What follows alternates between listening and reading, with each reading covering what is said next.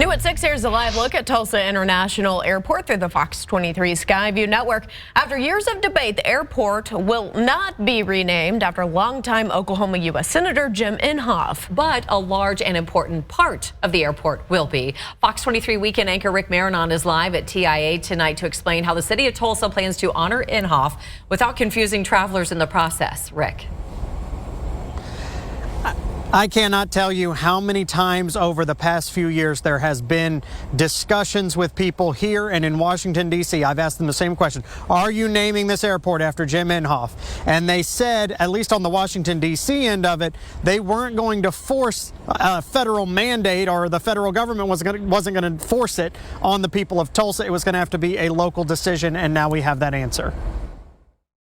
Las Vegas is named after Harry Reid, Washington National after Ronald Reagan, and Houston is named after George H.W. Bush. And across the country are airports named after politicians. As most people know, Senator Inhofe served for 6 years as the mayor of Tulsa. He's the longest serving federal official in the history of the state of Oklahoma and a longtime supporter of the Tulsa airport systems, including securing $40 million for the air traffic control system itself. After years of speculation and debate, Tulsa International Airport will not be renamed Inhofe International after former Oklahoma U.S. Senator Jim Inhofe.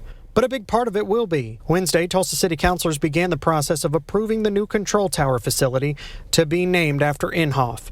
And there will also be large signs and permanent recognition inside the terminal. I don't think people understood the issue we would have had if we didn't have that money. We would lose our tower. And with great things coming, us being an international airport, we've got to have the tower. So he is the one that initiated bringing that money, so we just can't kick that aside. He also helped with the levies.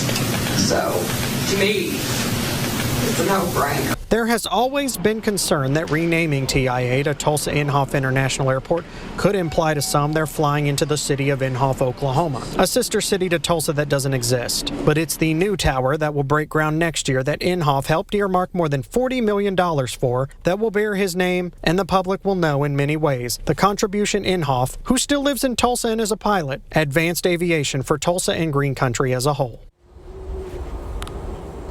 And you can see the lights on top of the old tower. It's a bit dark here in the back part of the airport, but this tower will come down eventually, and the new Inhofe control tower, which will actually be twice this size, will break ground next year.